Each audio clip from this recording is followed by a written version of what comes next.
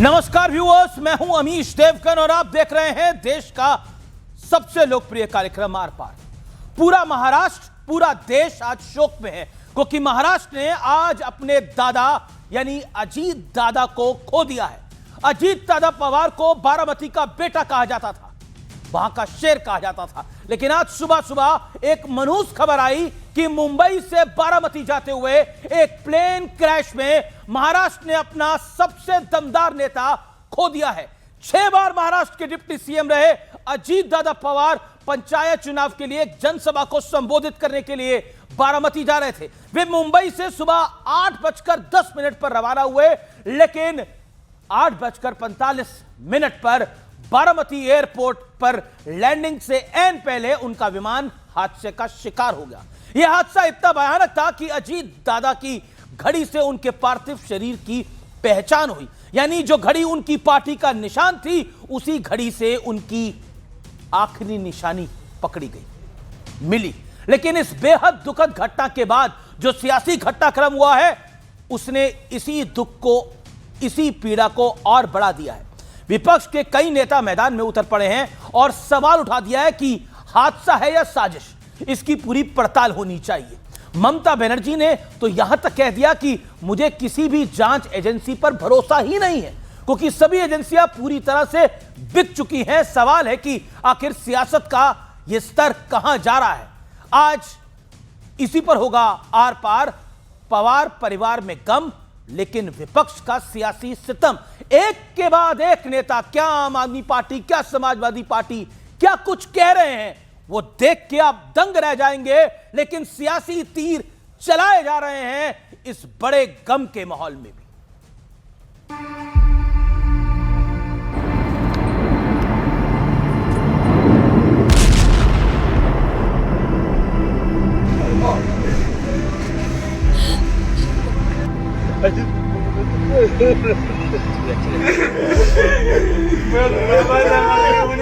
महाराष्ट्र की सियासत में एक युग का अंत हो गया।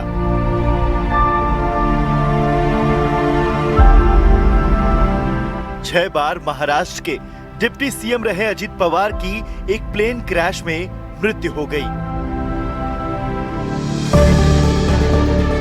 अजीत पवार महाराष्ट्र पंचायत चुनाव के लिए जनसभा को संबोधित करने बारामती जा रहे थे।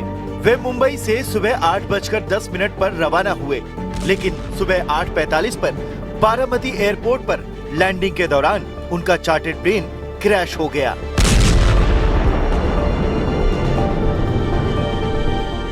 महाराष्ट्र में दुखद विमान दुर्घटना हुई है।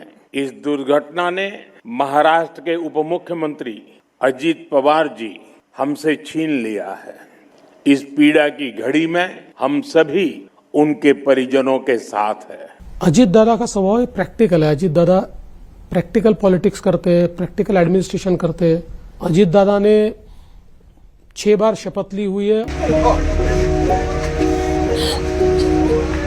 पवार परिवार गम में डूबा है।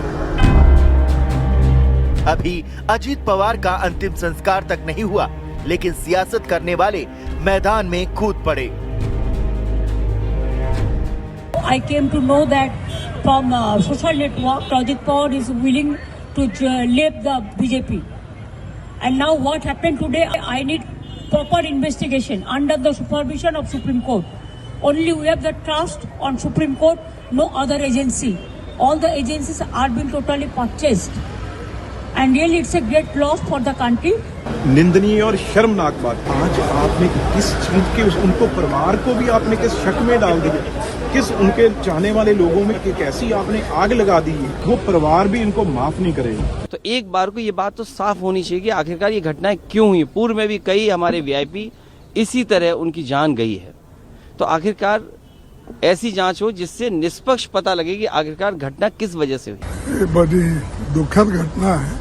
जांच तो होना चाहिए क्योंकि ऐसा एक्सीडेंट हुआ है जो अननेचुरल है।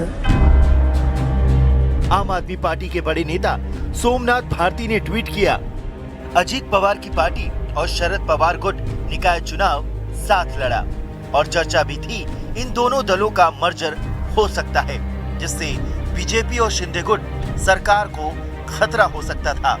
इसलिए बड़ा सवाल, उनकी मौत हादसा है या साजिश? सवाल है कि क्या ऐसे दुखद हादसे में राजनीतिक रोटी सेकना कितना उचित है? आज इसी पर होगी देश की सबसे बड़ी पॉलिटिकल डिबेट। पवार परिवार में गम, विपक्ष का सियासी सितम। और अब वक्त है आर पार के विश्लेषण का। गम में विपक्ष के सियासी सितम का विश्लेषण। अजीत पवार का दुखद निधन, ममता बनर्जी से लेकर सपा और आम आदमी पार्टी तक सब साजिश का एंगल ले आए हैं। इसमें परिवार गम में डूब। आपको याद होगा महाकुंभ 29 जनवरी 2025 मौनी अमावस्या पर भगदड़ मची, कई श्रद्धालुओं की जान चली गई। विपक्ष तुरंत सियासी एजेंडा लेकर खड़ा हो गया।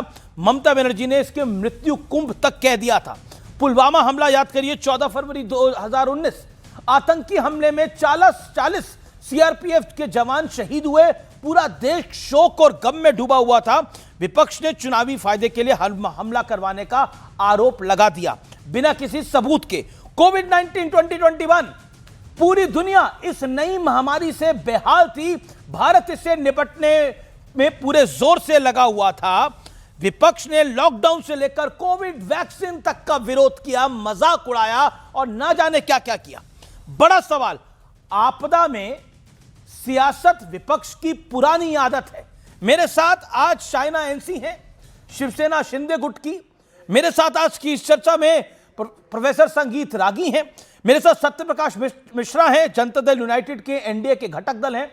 मेरे साथ सोमनाथ भारती हैं, नेता आम आदमी पार्टी के, फॉर्मर लॉ मिनिस्टर हैं। इन्होंने बड़ा ट्वीट करा है आज। मेरे साथ आनंद दुबे हैं, शिवसेना उबाटा के। मेरे साथ फराज किदवई साहब हैं। मेरे साथ विवेक श्रीवास्तव है। मैं शुरुआत सोमनाथ जी आप ही से कर लेता हूं और आपसे पूछता हूं, क्यों लग रहा है आपको ये आपको साजिश क्यों लग रही है? आपका ट्वीट बहुत बड़ा है। आप कह रहे हैं कि ये एक होने वाले थे, शिंदे और बीजेपी की सरकार पे खतरा आने वाला था। कैसे? अमित जी, आपका धन्यवाद कि आपने मुझे पहला मौका दिया। देखिए, कारण क्या है कि मन में संदेह पैदा होता है। क्यों? बड़ा गहरा संदेह पैदा होता है। कई सारे बातें निकल के आ रही हैं। बता रहा हूं क्यों। क्या है कि अजीत पवार साहब वही हैं जिनके खिलाफ फडणवीस साहब ने पहले कहा 70,000 करोड़ घोटाला किया, ये चक्की पीसिंग फिर जाकर के शपथ ले लेते हैं, डिप्टी सीएम बना देते हैं और खुद सीएम बन जाते हैं। अभी जब निगम का चुनाव हुआ तो क्या कहा अजीत पवार साहब ने? खुद कहा, उनका वीडियो है कि इसी भाजपा ने मुझ पर इल्जाम लगाया 70,000 करोड़ घोटाले का, और आज मैं उनकी सरकार में डिप्टी सीएम हूं और मेरे पास भाजपा की फाइल है करप्शन की, जिस फाइल के अंतर्गत ये करप्शन भाजपा का उजागर करूंगा। तो ये जब बातें कहीं और जब अचानक उनका एक्सीडेंट होकर किस प्रकार से हमारे से विदा हो जाते हैं वो, तो मन में सवाल पैदा होता है। और ये वही प्लेन है अमित जी जो कि 2023 में भी मुंबई में इसका दुर्घटनाग्रस्त हो गया था एक तरह से। तो मैं कह रहा हूं कि जब तक सरकार जांच ना करे, और बताता हूं मैं आपको, एयर इंडिया क्रैश हुआ, 8 महीने हो गए क्रैश हुए, आज तक जांच का मालूम पड़ा नहीं। सोमनाथ भारती, आप अकेले नहीं है, ममता बनर्जी हैं। अखिलेश यादव ने भी ममता बनर्जी के बयान का लगभग साथ दिया है। इसके अलावा भी कई सारे नेता हैं जिनके मैं नाम गिना सकता हूं। लेकिन प्रोफेसर रागी हमारे साथ हैं। प्रोफेसर रागी भी, और साथ ही साथ मेरे साथ एनडीए के घटक दल सत्यप्रकाश मिश्रा है। एनडीए के लिए बड़ी क्षति सत्यप्रकाश मिश्रा जी, और ये जो साजिश बताने का काम कर रहे हैं, ये क्यों कर रहे हैं? देखिए, एनडीए के लिए एक दुखद पल है और महाराष्ट्र की राजनीति के एक बड़े योद्धा का इस तरह निधन सच में वास्तव में बहुत बेहद दुखद है। जहाँ तक सियासतदानों की इतनी घटिया सियासत की बात है, तो एक शेर है कि पहले सियासत में भी मोहब्बत हुआ करती थी, अब मोहब्बत में सियासत है। मुझे याद आता है कि अजीत जोगी जी छत्तीसगढ़ के बहुत बड़े लीडर थे। चुनाव के दरमियान उनका एक्सीडेंट हो गया था और अटल बिहारी वाजपेयी जी उनके खिलाफ चुनाव प्रचार तक करने नहीं गए क्योंकि योगी जी का एक्सीडेंट हो गया था। ये था राजनीति। आज यदि कोई घटक दल का कोई नेता किसी विमान हादसे में मरा है तो उसके प्रति संवेदना कम और अपनी ताका झांकी करके राजनीति और सियासत संदेह है हमें। देखिए, संदेह तो उनको खुद पर भी है। वो राजनीति में क्यों है, उनको संदेह है क्योंकि वो आए थे परचम लहराते हुए, सोमनाथ भारती जी, वो लोकपाल विधेयक वाले लोग थे, कहाँ गया लोकपाल पता नहीं। तो पहले तो खुद पर संदेह करें कि लोकपाल उनके कहाँ है, इस जेब में है, इस जेब में, किस जेब में है, क्योंकि पार्टी के लोकपाल को एक ब्रिगेडियर थे उठा के फेंक दिया था बाहर।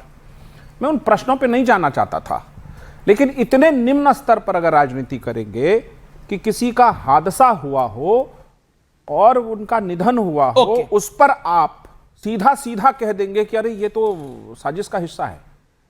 ऐसा पहली बार नहीं है। माधवराव सिंधिया जी का प्लेन नहीं, क्रैश हुआ था, मैं संजय गांधी जी प्लेन क्रैश में जवाब दे दूं, उनका निधन हुआ था। और बहुत सारे ऐसे नेता हैं, जैसे अरुणाचल प्रदेश के एक मुख्यमंत्री थे, उनका हेलीकॉप्टर नहीं मिला था। वाईएसआर कांग्रेस के जो एक नेता थे, वाईएसआर खुद थे, वाईएसआर थे कांग्रेस के, उन्होंने जगन में बनाया, वाईएसआर साहब का निधन हुआ था। तो ये बताए सियासतदानों कि क्या आप किसी की मौत और उनके निधन, एक ऐसा निधन जो कि अकस्मात हो, किसी ने कल्पना नहीं की हो, रूपानी जी का निधन हुआ वो तो एक बड़ा प्लेन क्रैश हो गया था। लेकिन व्यूअर्स नहीं, दुख के साथ ही कहना बता दूं, अगर इस तरह निम्नतर टिप्पणी करेंगे तो कल ये होने लगेगा कि आपके घर में कोई स्कूटी से गिर जाएगा तो कहेगा साजिश था। ऐसा राजनीति मत करिए, ओके ये सियासत मत करिए इस तरह का।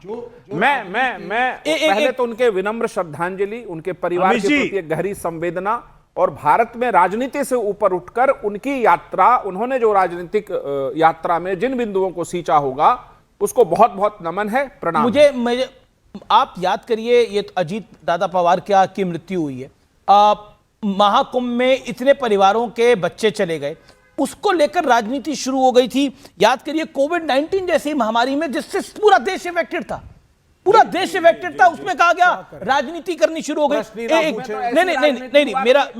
नहीं विवेक, एक शांति। देखिए, आज कम से कम हम इत्मीनान रखें, कम से कम आज की हम ये गरिमा रखें। कोविड वैक्सीन को बताएगा बीजेपी का वैक्सीन है। अच्छा, मैं आता हूं। देखिए, अब विपक्ष अगर प्रश्न नहीं पूछेगा, कुंभ में ट्रेजेडी विवेक होती जी है, पहले श्रद्धांजलि तो दे दीजिए। बिल्कुल, श्रद्धांजलि इन्होंने दी, हम साथ में हैं, हमने हाथ जोड़ लिए, लेकिन तहकीकात जरूर होनी चाहिए। ममता बनर्जी ने सवाल उठाया, सोमनाथ जी ने यहां पे सवाल उठाया, अखिलेश यादव, सभी लोग कह रहे हैं कि भाई ये हो क्या रहा है। चार्टर्ड प्लेन पूरी पृथ्वी के ऊपर, इतने देश, इतने राजनेता, इतने वीआईपी, चार्टर्ड प्लेन टनाटन क्रैश कैसे हो रहे हैं साहब? क्या था उस चार्टर्ड प्लेन में? ऐसे कैसे, क्या हादसा हुआ है? थोड़ी तो कुछ सफाई आए। बिल्कुल सही कहा सोमनाथ भारती जी ने, पहले जो क्रैशेस हुए हैं, चाहे एयर इंडिया का हुआ हो, आपने अभी तक सार्वजनिक नहीं किया रिपोर्ट को, सिर्फ हवाई बातें हो रही थी कि the pilot was under depression. तो क्या करें, कुंभ में अगर लोग मर जाते हैं तो विपक्ष बोले कोई फर्क नहीं पड़ता, हम प्रश्न नहीं पूछेंगे। कोविड में अगर लोग मरना शुरू कर जाते हैं, इस विमान हादसे पे आइए, बिल्कुल क्यों शक हो रहा है आपको? देखिए, बात शक की नहीं है। हम पहली चीज एक न्यूट्रल इंक्वायरी की डिमांड करते हैं सुप्रीम कोर्ट के जज के द्वारा, कि वो हेड करें उसको और न्यूट्रल इंक्वायरी की जाए, क्योंकि पिछले इलेक्शन में सोमनाथ जी अभी जैसा कह रहे थे, आप वीडियोस भी अवेलेबल हैं, वो ज्यादा भारतीय जनता पार्टी और इस गठबंधन से खुश नहीं थे। हम किसी पे आरोप नहीं लगा रहे, हम सिर्फ एक न्यूट्रल तहकीकात की मांग कर रहे हैं।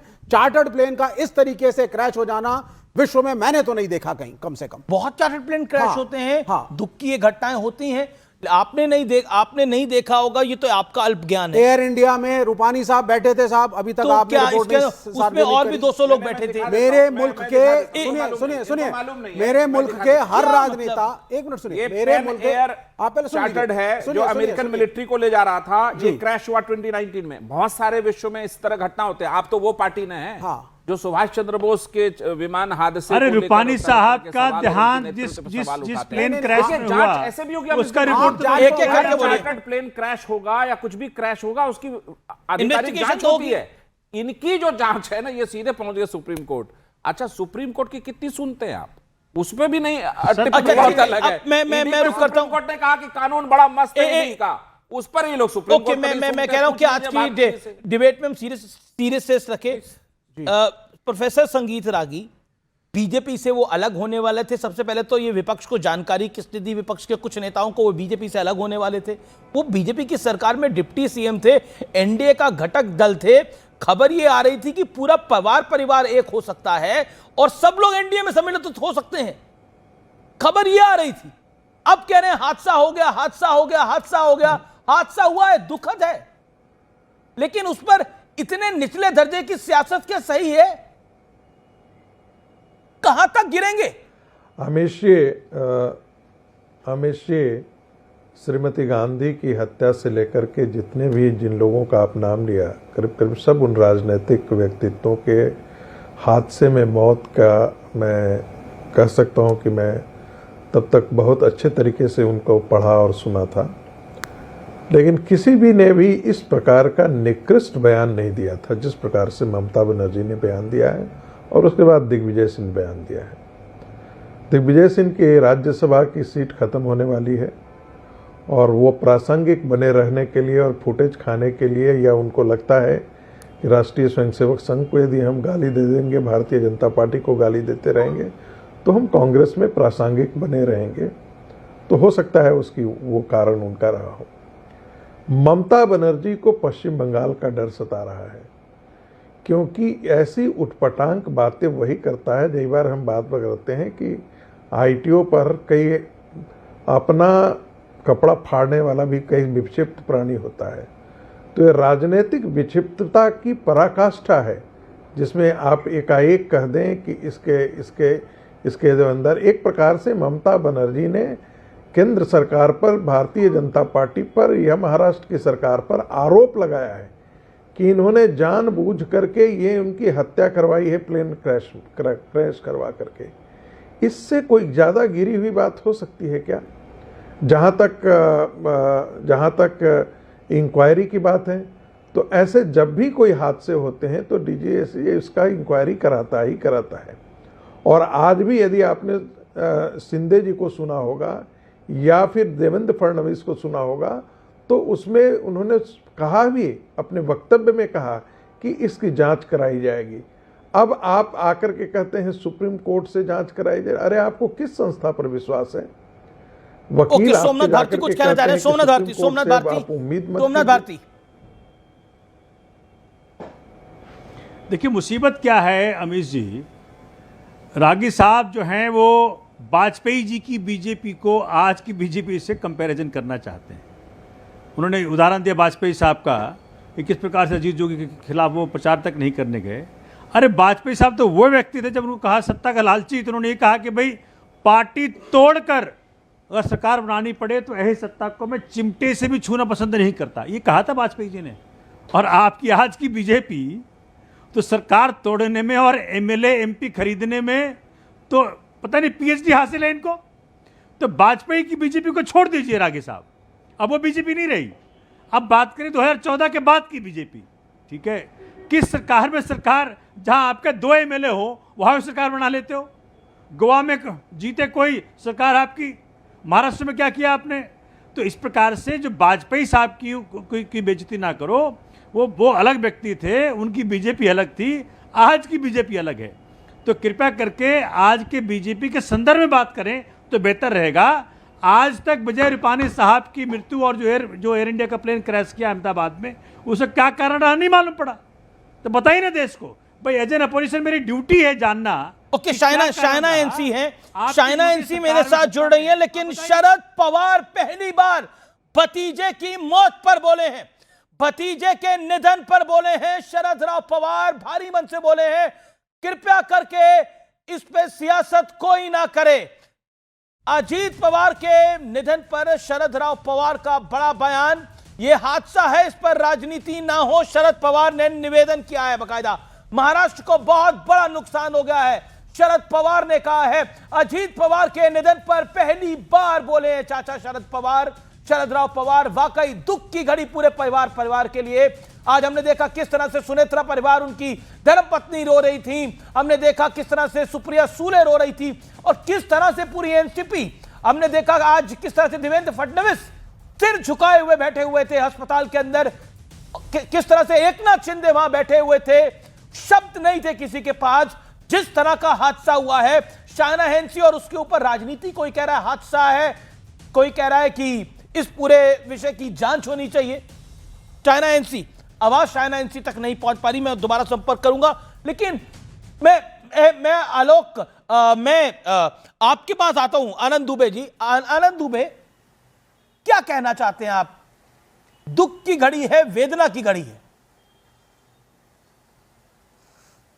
अमीश भाई, महाराष्ट्र ने अपना एक पुत्र खो दिया है, ऐसा पुत्र जो एक अजात शत्रु रहा। पक्ष और विपक्ष को हमेशा एक ही चश्मे से उन्होंने देखा, कभी उन्होंने भेदभाव नहीं किया कि मैं सरकार में हूँ या मैं विपक्ष में हूँ। सबसे वैसे ही गर्मजोशी से मिलते थे। आदित्य ठाकरे जी जब महाविकास आघाड़ी सरकार में मंत्री थे, कई बार हम सबको उनके साथ जाने का अवसर मिलता था। ऐसे हंसी खेल के साथ बात करते थे जैसे लगता था कोई पारिवारिक सदस्य है। और ऐसा नेता जब अचानक से, न कोई बीमार थे, न कोई ऐसी बात थी, न उम्र बहुत ज़्यादा थी, एक 66 साल की उम्र में वो हम सबको छोड़कर चले गए, तो पूरे महाराष्ट्र के साथ साथ देश ने भी एक अपना नेता खोया, एक अपना बेटा खोया। लाडली बहनों के बारे में कहा जाता था कि लाडली बहनें हमेशा अधिकार से अजीत दादा पवार से अपनी बात कहती थी, दादा ये मदद चाहिए, दादा वो मदद चाहिए। एक दादा, महाराष्ट्र में दादा मतलब बड़ा भाई होता है। एक भाई चला गया अमीश भाई। अब उस पर शरद पवार साहब की प्रतिक्रिया आई है कि ये एक हादसा है, इसको साजिश न करार दिया जाए। महाराष्ट्र ने बहुत बड़ा नेता खोया है, तो हम सबको भी इसमें राजनीति नहीं करनी चाहिए। अजीत दादा पवार लगातार 6 बार उप मुख्यमंत्री, 8 बार विधायक, 1 बार सांसद। 2024 में आपको याद होगा कि लोकसभा के चुनाव में उनको परिणाम अच्छे नहीं मिले। उसके बाद वो व्यक्ति घर नहीं बैठा, सुबह 6 बजे से लेकर लगातार रात के 10-11 बजे तक लोगों की सेवा कर रहा, और उसका फल दिखा कि उन्होंने 41 सीटें जीती विधानसभा में। हम सब बहुत बार हमारी नोकझोंक होती रही, हमारे विरोधाभास रहे, हमारे वैचारिक मतभेद रहे, लेकिन अजीत दादा पवार जैसा कोई नेता नहीं महाराष्ट्र में। लेकिन आज आप उनको क्या कहना चाहते हैं? आप उनको क्या कहना चाहते हैं जो इस हत्या को साजिश बता रहे हैं, इस मौत को साजिश बता रहे हैं? चाहते हैं कि जो लोग ऐसी बातें कर रहे हैं वो गिद्ध जैसे हैं। गिद्ध भी एक बार शर्मा जाए। मत करिए यार, हाथ जोड़ता हूं अमीश भाई, वो इस पे राजनीति मत करिए। अजीत दादा पवार बहुत बड़े नेता रहे हमारे, और उनकी मौत पर राजनीति नहीं होनी चाहिए। हाँ, जांच करिए, जांच होती है, हो रही है, जांच होनी भी चाहिए। तो हम लोग को इतना गुस्सा है अमीश भाई, डीजीसीए, ये कौन डीजीसीए है, कौन इसका अध्यक्ष है, क्या है, ये बार बार क्यों हादसे होते हैं, मॉनिटरिंग क्यों नहीं होती है, हवा खराब थी कि टेक्निकल खराब था, ये तो हम नहीं जानते, इतने ज्ञानी नहीं है, लेकिन ये क्यों होता है इस पर एक जांच तो हो। बिल्कुल आप बात सही कह रहे हैं, बहुत दुख की हमारे घड़ी। देश के लोकतंत्र में ऐसा नहीं देश होता। के लिए, राष्ट्र के हम लोग लिए, पाकिस्तान और बांग्लादेश नहीं है देखिए, कि नेताओं को मार डालते हैं, हमारे यहाँ नहीं होता ऐसा। शरद पवार जी ने विवेक गिद्ध की तरह हैं वो लोग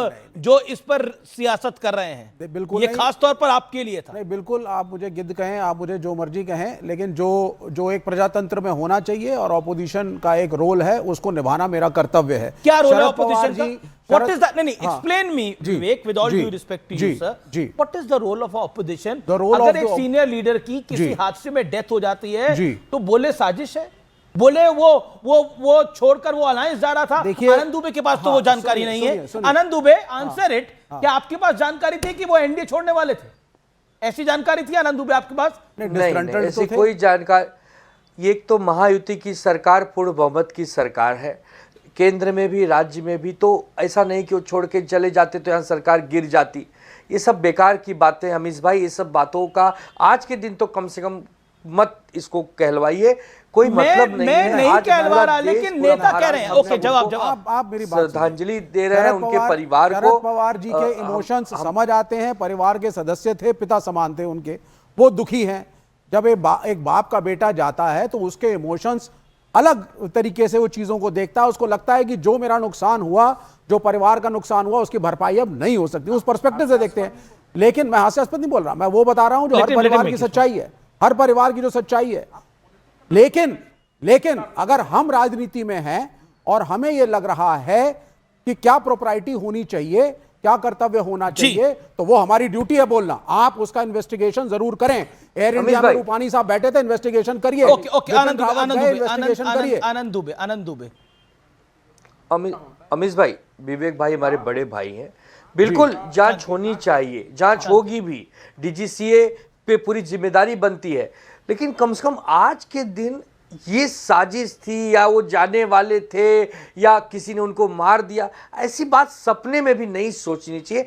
हम लोग एक पारिवारिक रूप से, हम लोग कहते हैं ना वसुधैव कुटुंबकम, हम लोग सनातनी लोग हैं, तो महाराष्ट्र तो हमारा परिवार है, परिवार का एक सदस्य आज खो गया है, तो कम से कम अपनी संवेदना प्रकट करके मौन तो धारण किया जा सकता है। जहर तो आज के दिन कम से कम न उगला जाए, इतनी उम्मीद हम सबसे करते हैं। वो हमारे विचारधारा के अलग थे, लेकिन फिर भी हम कहते हैं कि वो उनका चले जाना सेकुलर नेता की सेकुलर कर गया है, हम सबके लिए अच्छी खबर नहीं है। आनंद भाई, वो एक सेकुलर नेता थे, पहली चीज। बेशक वो इनके साथ थे, बीजेपी के साथ और शिंदे ग्रुप के साथ, लेकिन एक सेकुलर नेता थे और वो कोई एंटी मुस्लिम, एंटी माइनॉरिटी या सो कॉल्ड काल्पनिक हिंदू राष्ट्र के सपोर्टर भी नहीं थे। ये पहली चीज है। दूसरी चीज ये है, देखिए, किसी के प्रति श्रद्धांजलि अर्पित करना, मौन रहना एक बात होती है, लेकिन यदि वो आपके क्लोज थे। नहीं, पर ये जानकारी आपको मैं पूछ रहा हूं, आपको सोमनाथ जी को ये जानकारी किसने दी कि वो एनडीए छोड़ के जाने वाले थे? हम ये कह ही नहीं रहे, हम ये कह रहे हैं कि उनके कहा गया, सोमनाथ भारती ने बोला। सुने इस बिना पे कहा है उन्होंने, ममता बनर्जी ने बोला, इस बिना पे कहा है, आपने भी बोला इस डिबेट की शुरुआत में। सुने ये इस बिना पे लोग शक पैदा कर रहे हैं कि कुछ वीडियोस और कुछ बातें जो वो कह रहे थे अभी रीसेंट पास्ट के अंदर, उससे ऐसा लग रहा था कि शायद कुछ फ्रिक्शन। हम किसी पे इल्जाम नहीं, किसी पे इल्जाम बोल रहे हैं आप लोग। इंक्वायरी कराने में प्रॉब्लम क्या है? अगर इंक्वायरी होगी तो शाइना एनसी मेरे साथ है, हर विमान हादसे का इंक्वायरी होता है। शाइना एनसी जो पेंट, आम आदमी पार्टी, ममता बनर्जी, यहां पर विवेक, जो पेंट करने की कोशिश है, उस पर आप क्या कहना चाहती हैं? देखिए, सर्वप्रथम निश्चित तौर पर महाराष्ट्र की सियासत बदल जाएगी आज के बाद, लेकिन फिर भी आप क्या कहना चाहती हैं? आज के दिन तो श्रद्धांजलि दीजिए। श्रद्धांजलि के साथ साथ ये समझ लीजिए, जिस व्यक्ति ने 50 साल सक्रिय राजनीति में बारामती के लिए हो, महाराष्ट्र के लिए, मुंबई के लिए काम किया है, उसने किस आधार पे काम किया? उन्होंने ये लक्ष्य लेके कि हमें as a finance minister, as an irrigation minister, as a deputy chief minister, आज के दिन भी अमीश, आपको पता है वो हमारे पड़ोसी हैं, उनका बाउंड्री वॉल और हमारा एक ही है, और आज के दिन भी जनता को मिलते हैं 6 बजे से 7:30 बजे तक और फिर जाते हैं बारामती। कभी कभार लोग ये नहीं देखते हैं कि नेतागण कितने मेहनत करते हैं और कितने कंडीशन के बावजूद, गाड़ी में हो, ट्रेन में हो, हेलीकॉप्टर में हो, प्लेन में हो, आज जिला परिषद के जो इलेक्शंस हैं उस दृष्टि से वो गए थे बारामती, और बारामती में जो लोगों को संबोधित करने के लिए वो गए थे, वहाँ रिस्क फैक्टर तो रहता है, लेकिन वो रिस्क फैक्टर से तहकीकात जरूर होगी। लेकिन तहकीकात के बाद ये कहना कि देखिए आज भारत सुरक्षित नहीं, ये कितना अफसोसजनक टिप्पणी है। ममता बनर्जी जी ने जो कहा इतना अफसोसजनक है। आपको पता है कि ज्योतिरादित्य सिंधिया जी के पिताजी हो, या सचिन पायलट के पिताजी, या पंकजा मुंडे के पिताजी, या फिर हाल ही में रूपानी जी या अजीत पवार जी, इतने सारे हादसे होते हैं जहां नेतागण को लेके पोस्टमार्टम हाँ जरूर करना चाहिए, क्योंकि हम सब जानते हैं कि देखना चाहिए कि कैसे हम अपने आप को आते हुए दिन में देखें कि हमारे नेतागण सुरक्षित है। माफ करिए, ये सवाल मैं आपसे पूछ रहा हूं क्योंकि ममता बनर्जी जी का ये बयान आया। आम आदमी पार्टी के वरिष्ठ नेता, फॉर्मर लॉ मिनिस्टर हमारे साथ बने भी हुए हैं, सोमनाथ भारती जी का भी ये बयान आया कि वो हो सकता था एनडीए छोड़ दें और वो अलग चले जाएं, और इसी को लेकर जांच की बात बार बार ये लोग कर रहे हैं। और ममता बनर्जी तो सीएम है, क्या आपके पास कोई जानकारी है वो एनडीए छोड़ने वाले थे? क्योंकि कोई जानकारी है नहीं इसकी कहीं पर भी। कदे नहीं, और बल्कि मैं आपको बता दूं कि ये ट्रिपल इंजन की जो सरकार, जहां देवेंद्र फडणवीस, एकनाथ जी शिंदे और अजीत पवार का तालमेल बिल्कुल सही था, कहीं भी ऑल इज वेल हमेशा रहा। मीडिया में चर्चा जरूर हुई होगी, लेकिन जब वो लोग काम करते हैं ट्रिपल इंजन की सरकार, आज अफसोस इस बात की होती है कि एक हमारी इंजन जो नहीं है हमारे साथ, इसका मतलब नहीं कि सरकार नहीं चलेगी या कोई अफवाहें फैलाने के लिए जहां चर्चा होती है विश्लेषण जरूर करेंगे, लेकिन विश्लेषण के साथ साथ ये समझ लीजिए कि ये तस्वीरें जो आप देख रहे हैं, ये तस्वीरें आ रही हैं अस्पताल से, पार्थिव शरीर अजीत दादा पवार का लेके जाया जा रहा है। सोमनाथ भारती, आप क्या कहना चाहते हैं? आप काफी देर से हाथ खड़ा कर रहे हैं। Who told you कि बीजेपी को छोड़ सकते हैं? ये Who told you एनडीए को छोड़ सकते हैं? कहीं भी नहीं। सोमनाथ भारती जी, देखिए जैसे सभी साथियों ने कहा, देखिए ऐसा है अमित जी, हम सब एक बात से तो बिल्कुल तय दिख पा रहे हैं, एक साथ हो पा रहे हैं कि जांच होनी चाहिए। जो संदेह पैदा हुआ है, जांच होनी चाहिए। संदेह क्यों पर? जांच से मालूम पड़ेगा। जैसे जांच विजय हर रूपाणी बार साहब होती का- है, कोई भी हादसा होता है उसकी जांच होती है, संदेह क्यों पैदा हो रहा है? आपने जो कहा जिससे बीजेपी और शिंदे गुट की सरकार को खतरा था। Do you know the numbers of BJP and Shinde गुट? वो दोनों अगर दोनों अकेले भी साथ हो तब भी सरकार बना सकते हैं। वो कोई खतरा नहीं है दूर दूर तक सरकार को। तो अफवाहबाजी क्यों? आप संख्या पे मत जाइए। मैं तो ये कह रहा हूं, देखिए जैसे अजीत पवार साहब के स्टेटमेंट्स पहले आए निगम चुनाव के दौरान, जब म्यूनिसिपैलिटी का चुनाव हुआ, उसके ऊपर जो भाजपा ने रिएक्शन दिया, उसके बाद जो अजीत पवार साहब का रिएक्शन आया, और इस प्रकार से बातें चल रही थी कि जी मैंने कहा ना पावर कॉरिडोर में ऐसा विस्परिंग चल रहा है, मैंने ये लिखा उसमें।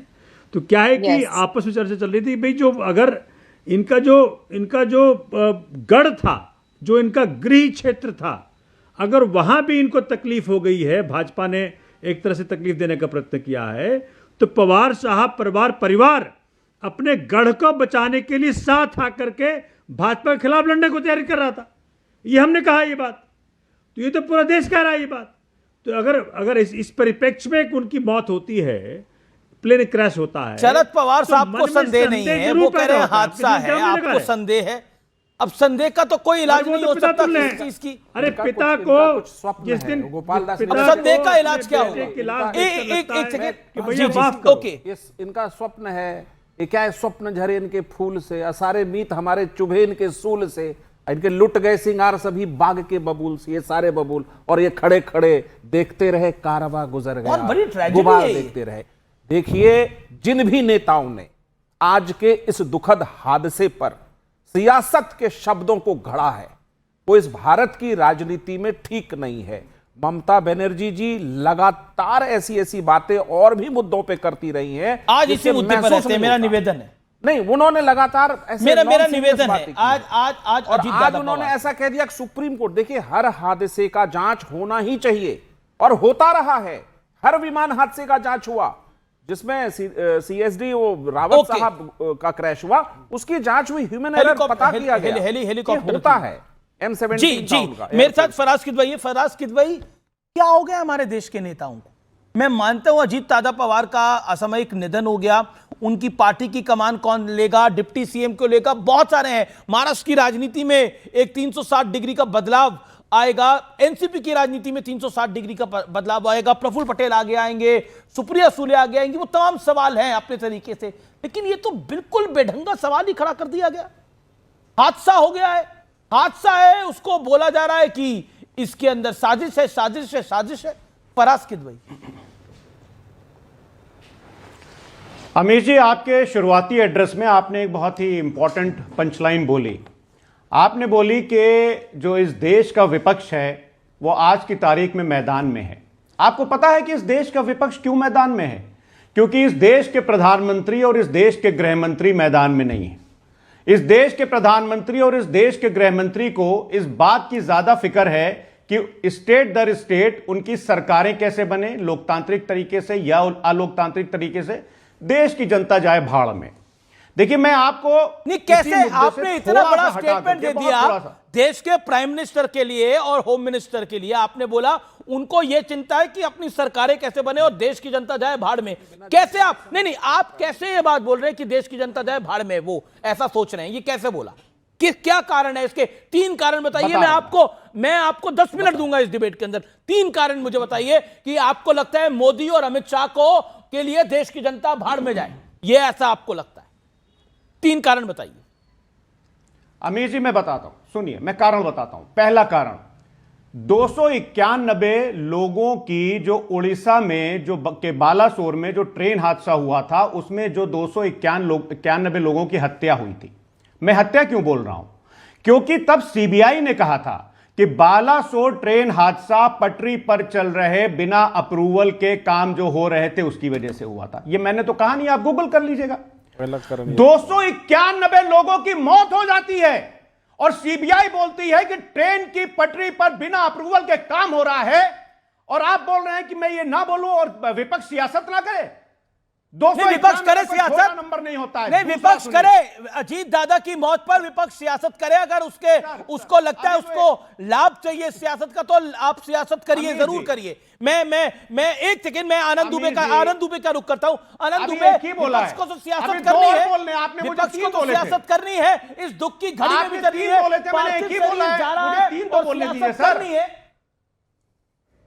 तू कह मुझे अमीर जी, मुझे सियासत नहीं करनी चाहिए। बार बार कह रहा हूं कि और दिन आएंगे और समय आएंगे और मौके आएंगे, करेंगे हम सियासत, बट आज के दिन उनकी मौत पर, उनके दुखद निधन पर तो कम से कम सियासत मत करो। समूचे विपक्ष को हाथ जोड़ के प्रार्थना करता हूं कि अपनी अपनी ओर से, अपने परिवार की ओर से, अपने पार्टी की ओर से उनको विनम्र श्रद्धांजलि दो। उनके साथ और 4 लोगों की मृत्यु हुई है, उनके भी परिवार को श्रद्धांजलि दो, लेकिन कम से कम आज के दिन ये चर्चाएं मत करो। ये मैं हाथ जोड़ के कह रहा हूं अमीश भाई, क्यों नहीं सुधर रहे, क्यों नहीं समझ रहे, पता नहीं चल रहा क्या हो क्या गया। इतने असंवेदनशील हम लोग कैसे हो सकते हैं जब शरद पवार साहब इतनी वर्ष में इतने बुजुर्ग होकर कह रहे हैं कि चुप हो जाओ, मत कहो कुछ, ये मेरे महाराष्ट्र का एक बहुत बड़ा नुकसान है, फिर भी कोई नहीं सुन रहा है, तो फिर क्या कहें। फिर मैं मौन हूं, मुझे चुप रहने दो अमीश भाई, आज मुझे चुप रहने दो,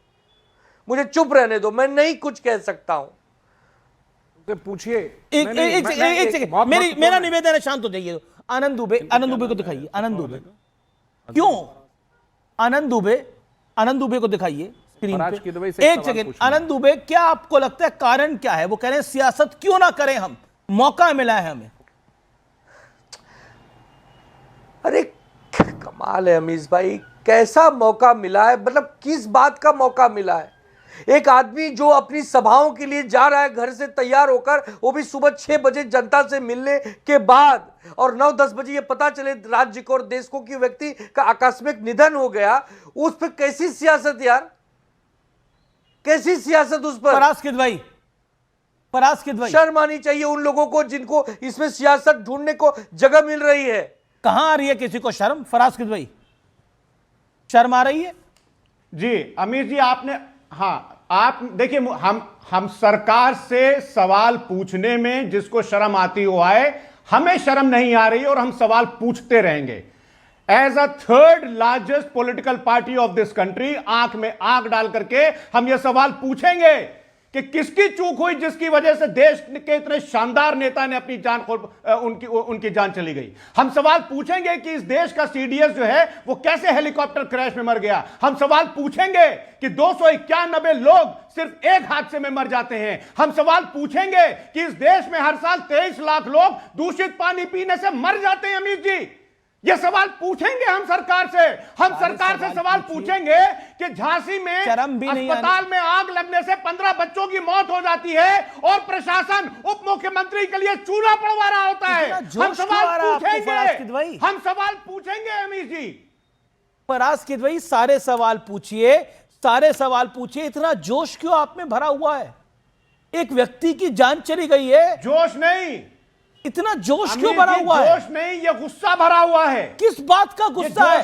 हादसे होते हैं, गुस्सा। संजय गांधी की जान चली गई थी, हादसा हुआ था। राजीव गांधी की जान चली गई थी, हादसा हुआ था। जीएम बालियोगी की जान चली गई थी, हादसा हुआ था। माधवराव सिंधिया की जान चली गई थी, हादसा हुआ था। राजेश पायलट की जान चली गई थी, हादसा हुआ था। नहीं हुए थे हादसे क्या?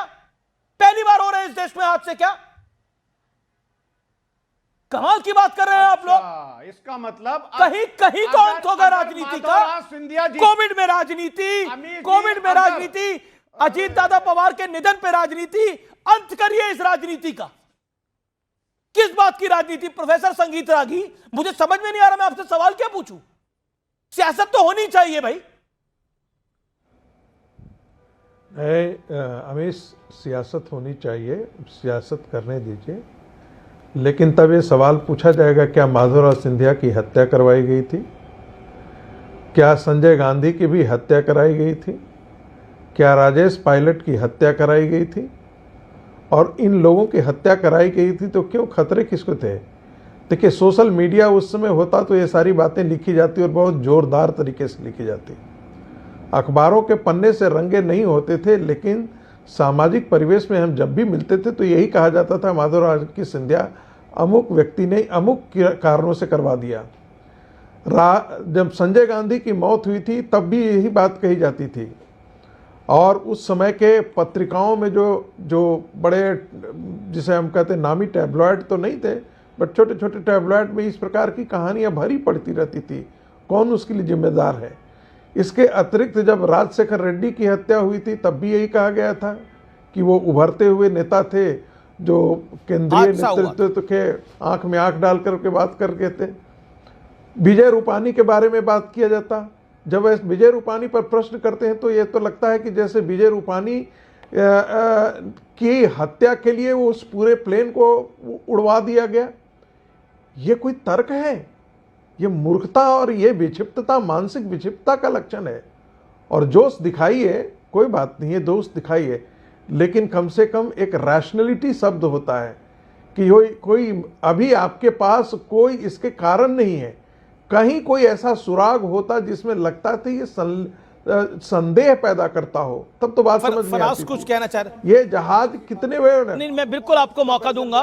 ओके फराज, ये जहाज कितने और सबसे दूसरी बात जो है, इसके पायलट बहुत अनुभवी थे, सबको पता है, सबकी अभी तक न्यूज आ चुकी है कि वहां पर कोहरा था, लैंडिंग की कोशिश की गई थी। अभी तक तो 2 बार दिल्ली में एयर इंडिया का जहाज जो है वो लैंडिंग की कोशिश की और फ्लाई कर गया था। फराज रिप्लाई।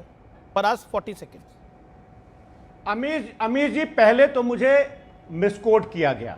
मैंने अपने किसी भी स्टेटमेंट में यह नहीं कहा कि खुदा न खास्ता उनकी हत्या की गई, यह हादसा था। मैं पहले भी कह रहा हूं, अभी भी कह रहा हूं। दूसरी बात, अगर माधवराव सिंधिया जी की किसी एयर क्रैश में अगर उनकी मृत्यु हुई तो क्या जो अभी एयर क्रैश हो रहे हैं उनको जस्टिफाई किया जाएगा? Point number 1।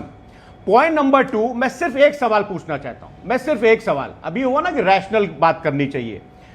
2022-23 में 48 कॉन्सिक्वेशनल ट्रेन एक्सीडेंट्स हुए इस देश में, जो क्या लॉजिक है इसमें? क्या लॉजिक है? एक सेकंड, क्या आपको लगता है ये सेंसिबल बात है? एक सेकंड, लेट क्या आपको लगता है ये सेंसिबल बात है जो फराज भाई कह रहे हैं? बिल्कुल नहीं, ये मूर्खतापूर्ण बात है। जितनी भी जो भी हादसे होते हैं विमान की, सबकी जांच होती है, सबका रिपोर्ट सबमिट होता है, सब में बताया जाता है कि किस कारण हादसा हुआ था।